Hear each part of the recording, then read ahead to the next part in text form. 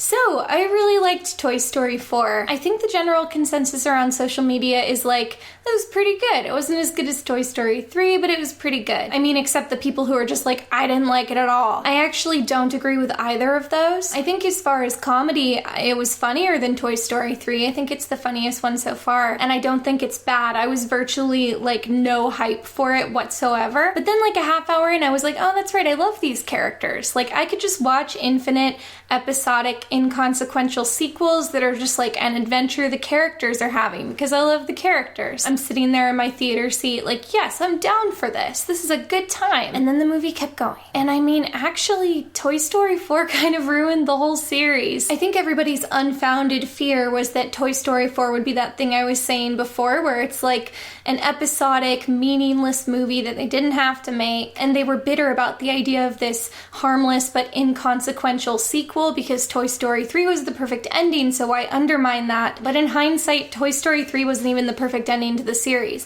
And I didn't realize that until I saw Toy Story 4.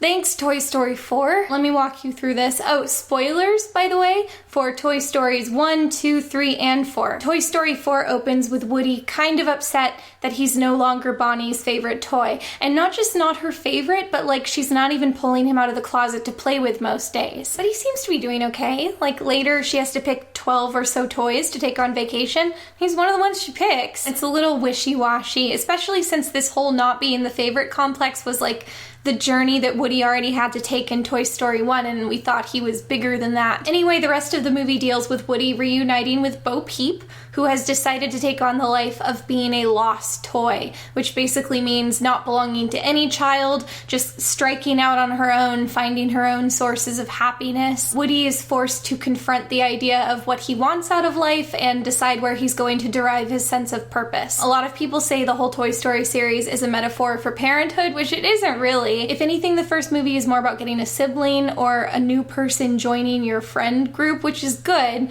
because the movie's for children, so these are more apt lessons than parenthood. Arguably, Toy Story 2 and 3 are a little more about parenthood. Loosely, it's not a 1-1 correlation. There are individual scenes and lines of dialogue that point to that kind of connection, but it's not consistent. I think it's fair for somebody to say parenthood is a theme of Toy Story 2 and 3, but I don't think it's fair for somebody to say parenthood is the theme. The other very popular read is Andy / all children as God. In Toy Story 3, the villain has a line where he's like, "Where's your kid now, Sheriff?" And everybody's like, oh, it's God. I think that one line is the reason everybody thinks it's a theme. Otherwise, I think the connection is even weaker than the parenthood one. I can't imagine anyone thinking for longer than about 30 seconds and earnestly claiming that Woody's relationship to Andy is similar to anyone's relationship to God. Andy is an active, seeable, knowable, and also constantly changing presence in their lives. And who fights for God's attention? Who feels anxiety that God will replace them with a cool spaceman? Thematically, what are we meant to understand from Woody's reassurance to Jessie that Andy has a little sister? If your God forsakes you, you can just switch to another religion?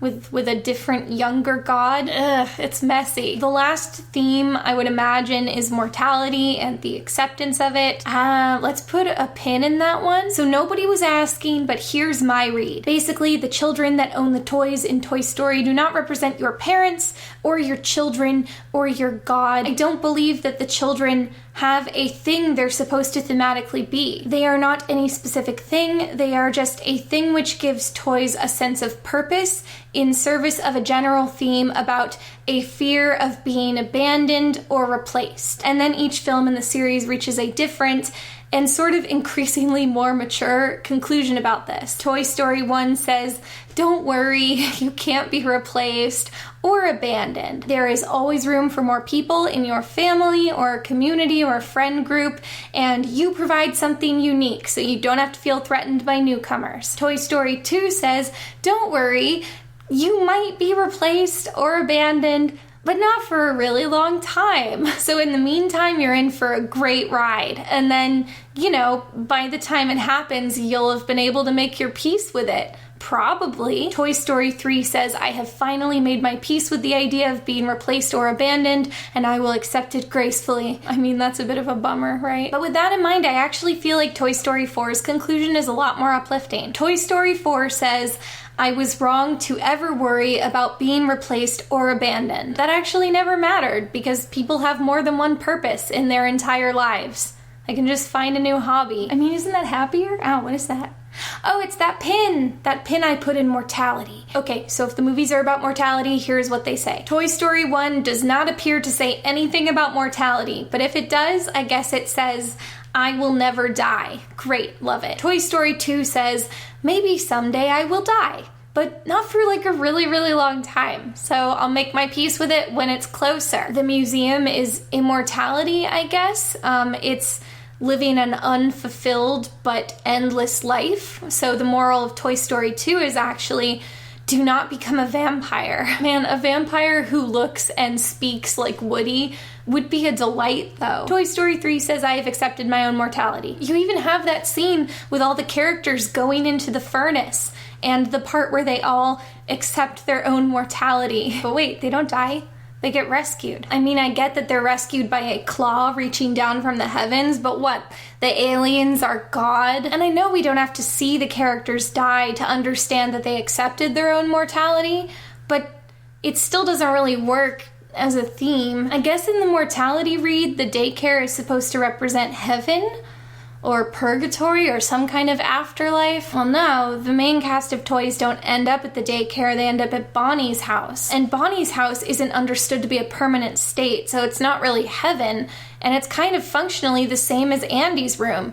So that's more like reincarnation. Well, man, tangible, confirmed proof of reincarnation or an afterlife kind of ruins the idea of accepting your own mortality, because isn't a large part of that embracing the uncertainty of it? And that's not even the biggest problem. Yeah, I'm not done. People find the idea of reincarnation comforting because it doesn't end. Your life isn't over, your soul doesn't disappear, it keeps going, presumably forever. But that's not the case with toys. They can't just be given to an infinite number of children. Toys are locked into a physical shell. They're destructible. But not just that, their desirability actively decreases the longer they've been around. Even if they somehow escape damage and decay for years and years, kids just aren't always going to want to play with an antique cowboy doll. Even the afterlife, if that's what daycare is not a permanent arrangement. I've never worked at a daycare, but I assume that they have a fairly high turnover rate of toys becoming destroyed or too dirty to give to children, and a pretty healthy influx of toys coming in from new donations. Toy Story 3's ending was superficially happy in a way that I was willing to accept. Okay, series over, the toys have a new kid now. Boy, I'm so happy for them. Some of their buddies are at daycare, and they can pass notes back and forth in Bonnie's backpack, so they don't even lose touch. They're all still a big happy family. They're all comfortable, the gang didn't split up. A happy ending. You're probably like Jenny if you're going on about the mortality model. Where does Toy Story 4 fit in? And well, it doesn't. It doesn't fit in anywhere, does it?